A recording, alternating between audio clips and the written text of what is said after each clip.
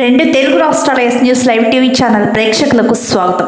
Breaking news. Tallari మండల పరిధిలో మహిళా చిరు ఉద్యోగులకు సమావేశాలు, తర్ఫీదులు, అవగాహన సదస్సుల పేరుతో పిలిపించి పాయఖానాలు, బాత్రూంలు, కనీస నీటి వస్తువులు, భోజన సౌకర్యం కల్పించడం లేదు అంటూ క్రింది స్థాయి మహిళా చిరు ఉద్యోగులు కొందరు మీడియా ముందు ఆవేదన వ్యక్తం చేస్తున్నారు. మహిళలు చాలా గొప్పవారు, నిరంతరం శ్రమజీవులు అంటూ కొందరు ఈ మండల అధికారులు ఓకదంపుడు ఉపన్యాసాలతో ఊదరకొట్టుడు తప్ప మాకు ఎటువంటి వసతులు కల్పించడం లేదు అంటూ ఆరోపిస్తున్న కొందరు బాధిత మహిళలు. నిన్న స్థానిక ఎన్ఎస్పి కార్యాలయ సిబ్బందిలో ఓ ప్రబుద్ధుడు మా కార్యాలయ ఆవరణంలో కూర్చునేందుకు వెంట తెచ్చుకున్న భోజనాలు చేసేందుకు అవకాశం లేదు అంటూ నిర్దాక్షిణ్యంగా అక్కడి నుండి పంపివేయడం జరిగింది.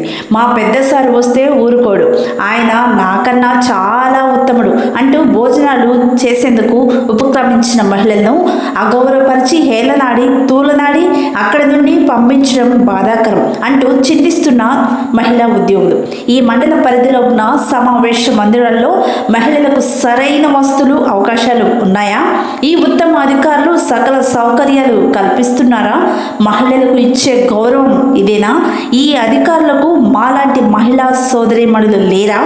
మేము వారి కుటుంబ సభ్యులము లాంటి మహిళలము కాదా అంటూ ఆవేదన వ్యక్తం చేస్తున్న కొందరు మహిళా చిరు ఉద్యోగులు. మరికొన్ని నిజాలు త్వరలో మీ ముందు ఉంచేందుకు me yes news live TV ఛానల్లో మీకోసం.